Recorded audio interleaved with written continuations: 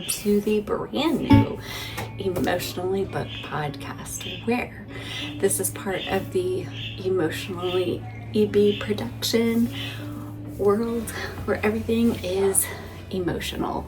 And this podcast, this part of my podcast series, basically goes into the emotion behind the books that we read, or the books that I read, or the things that I am reading and what emotions they give me when I've read them, and kind of just the emotional component to that piece of the reading journey, because everything's emotional here on this channel. So I'm going to be talking kind of what this podcast is going to look like is that I will be putting the title of the book that I'm going to be discussing in the description, and kind of just going through the emotional journey that I went on with each of these books. Now, I do also want to include books that didn't really affect me. They won't be like a whole part of the podcast, but maybe at the end I will kind of just, maybe there was one book that I just read for fun and very lighthearted, and just wasn't something that triggered all those like pivotal emotions out there. So the first book I am going into, I'm so super excited, is To Bleed a Crystal Bloom by Sarah A. Parker. Now, if you don't know who Sarah A. Parker is, she is the glorious human who wrote the book When the Moon Hatched, and that book changed me in ways it's so hard to explain, and that is why I picked up this book. And I will probably give an emotionally booked content on that book as well, but this one, I don't know what is in Sarah A. Parker's brain to make my brain understand relationships, emotions, stuff like that so much more than what I have ever thought before. Now, going into this, I want to say that there are mild spoilers for this book. I have not continued the series yet, so if you have continued the series, please don't spoil it for me in the comments. I'm trying to get the second book, because see how gorgeous this one is? Let's just talk about this book. Look at these sprayed edges and how beautiful. Oh my word, this is. And the second book that kind of mimics this same colorway, it is blue, I believe, but it has like the beautiful sprayed edges, all like monochromatic with all the similar colors, is coming out not until like March, at the end of March, I think. So I haven't read the second book yet because I want to get that one so it matches my book. Anyway, so mild spoilers for this book, but nothing else because I haven't read through the series. So I started this book. I do keep a reading journal, and I started this book on February 1st and I finished it February 4th. And this book is about 500 pages, 503 pages. And to say I ate this up is an understatement. I ate this up. I don't know how to say, and I hope I don't butcher the main FMC's character's name, but her name is Orlaith. I hope I am saying it right, Orlaith. And she, wow, there's some trauma that she is going through in this book. And the way that there is just some passages written, and I'm going to try to read, I don't want them to be spoiler parts of the book, but there are just some instances where you want to kind of see. Now, I haven't been through the trauma that she's been through, but PTSD is a big thing. And there is is dealing with that in this book from a circumstance that happened to her.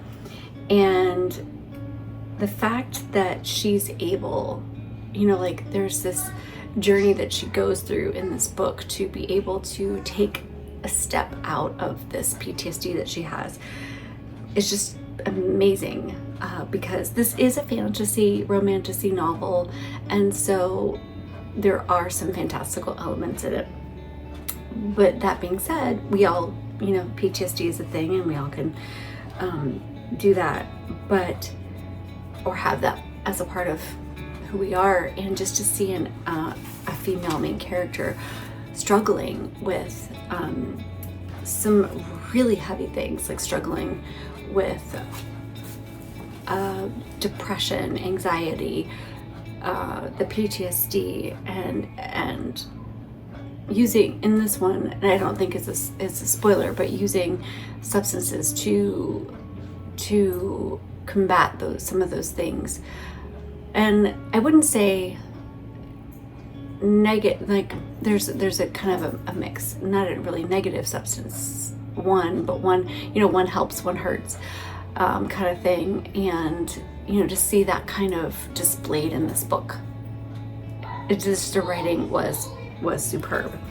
I'm gonna read you just this one little bit that kind of like just shows the emotional tug that this writing has on this character, and how it's exemplified in her struggle and just the things that are going around in her mind. So this is the FMC talking, Orlaith. I bite down on a shiver, one not born of the early spring chill, but of the storm lashing my insides with pulse-scattering bolts. For the first time in months, I'm sleeping sober. Just that passage to me is insane. The storm lashing my insides with pulse-scattering bolts. Like, Sarah, how Sarah? Like, that is just, I'm referring to the author if you've forgotten.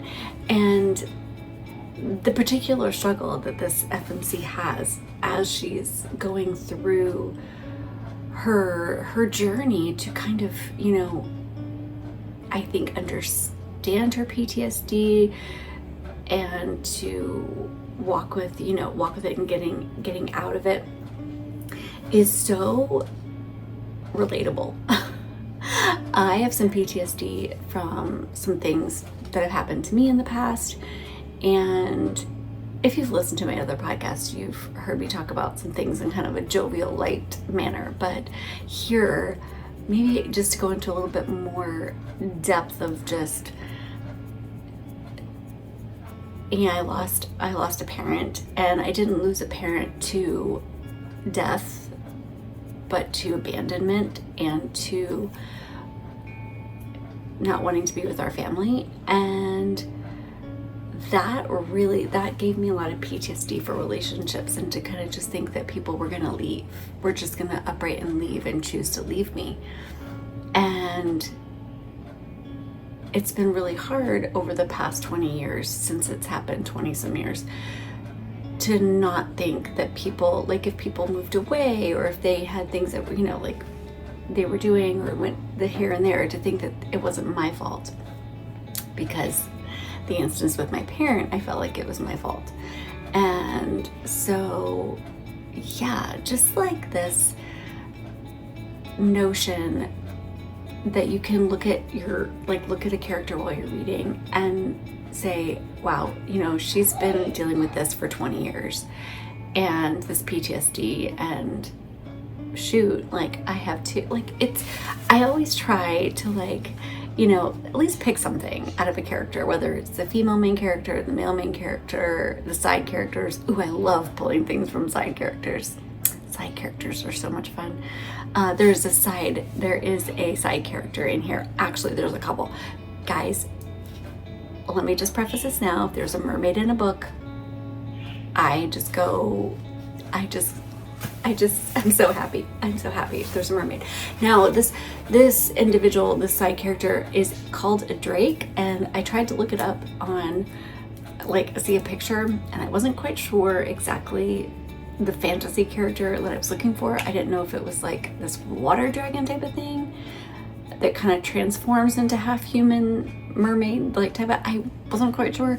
So I'm gonna have to, I want to try to look up some fan art to see if I can picture this in my head, what this person looks like, because they kind of go back and forth between like man with a tail, but then like another creature thing. I'm not quite a drake, which, yeah. So we got that character in here, and we have her trainer, and you always gotta love a trainer sequence, and they're like besties, and that's super fun to see that dynamic in the relationship. So her best friend's name is, I just read this, so I probably shouldn't is Baze, B-A-Z-E, Baze. And I really like seeing the dynamic between the two of them, because they're, maybe if they know it or if they don't know it, right, you know, like if we're not seeing it later on, yes, we see it more clearly, but whether or not our characters know that they've grown together over these last years, that, you know, this healing has been going on with this female main character, that she is helping her friend heal too, which I love that. I love when friends help friends heal. That is just so amazing. Like, I will tell you, being with my girlfriends, going out to dinner, going, you know, just to do something, hang out, go thrifting, doing something like that heals my heart in a way that other things really can't do sometimes. And it doesn't have to, you know, I just love that she has this male friendship. I remember growing up in high school, I hung out with the guys. Like, I was more of a guy's friend than I was, like, I didn't have tons of girlfriends hanging around. I did. I had a couple, but it was like, I really, you know, had a lot of guy friends that I really enjoyed spending time with, and so that was kind of super fun to kind of see that dynamic of the two of them and how they really help each other heal through their processes of just the whole journey of the story, really. Now, I do love a grumpy male main character. I do love a grump. and this story wasn't really, how do I put it? I don't want to say it was like Stockholm syndrome, because that's different. That's when you fall in love with your captor, right? This is more like he was the person who helped, you know, save her from a traumatic experience. And so he is that person to her. Like, he is that, is it like a savior complex, or like, you know, like you fall in love with your rescuer. I'm not sure if it has a name. I have to look it up. I'm not sure if it does. But anyway, but the whole dynamic of like, you know, should we, shouldn't we, is so masterfully done in this book, because you can tell that there is love there on both sides, one more than the other. But you can also tell where there is this doubt on both sides for various reasons. And the unsurety, and whether it's, you know, like, correct, shouldn't we, you know, type of thing. And that level of angst, I feel, that emotional angst is so masterfully done. And I'm gonna try to find a passage. Okay, this quote, I almost want to cry, but like, it's just so emotional. I'm in love with a man who will never be mine, who's unavailable in every way, shape, and form, and I'm certain it's going to ruin me. Yes, girl, it is. But yeah, like, oh my goodness. There's just, yeah. That's just one instance of the struggle. Now, this was from the female main character, so this is her struggle with being in love with the male main character. And it's just so masterfully written that, yes, like, emotionally unavailable, or he's unavailable in every way. Like, if you read this, which I'm highly recommending, there's just so many ways that he's unavailable, physically, mentally, emotionally. Like, he's unavailable. And just the struggles just within their own, just their relationship dynamic, whether that's friendship and that's love, whatever it is, like, is just, you get fresh. Like, the thing is that I love it, and it's like I love to hate it. Like, I love when somebody is so push and pull and emotionally unavailable, all the things, like, and you're just yelling at the book, like, hello, like, don't you see what's happening? And don't you see that this person loves you? Don't you see that this person, like, no, and you're just like, no, and you're just like, please don't do that. That to me is so great when a book can do that, and to show how, like, there's turmoil of how to go about this relationship that we have. Like, what is this relationship? And so there's, I don't want to spoil it, but there is a revelation at the end of this book, and this revelation really hurts the female main character, and for all those who were involved in the revelation. And Sarah writes this so well, in the sense that you can feel her betrayal seeping out of the pages of how this hurt really was. She's already going through PTSD through the whole book, and she's dealing with things like her PTSD. Certain sounds trigger her PTSD, and so you can see this, and you can almost feel this PTSD that she's having just by how she's reacting to metal scrapes, all this, and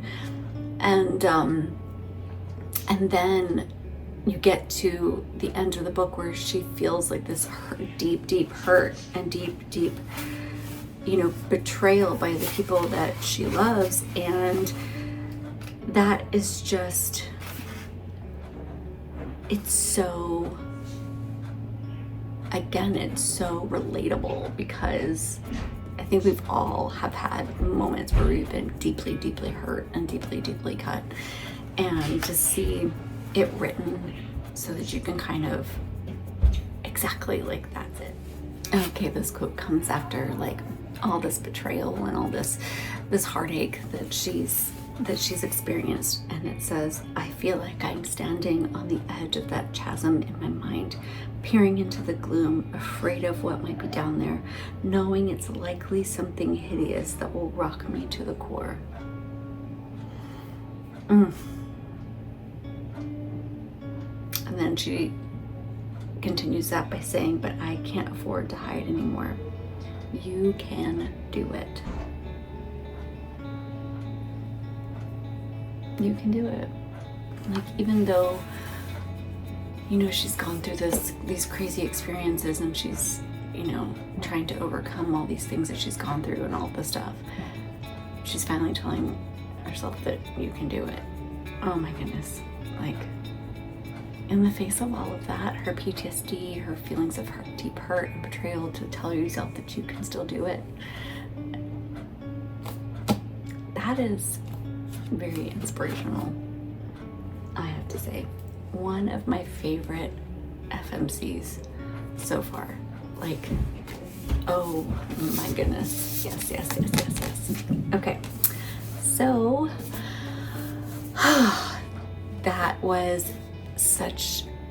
this book is such a good emotional time. I rate my books, a 5 is like,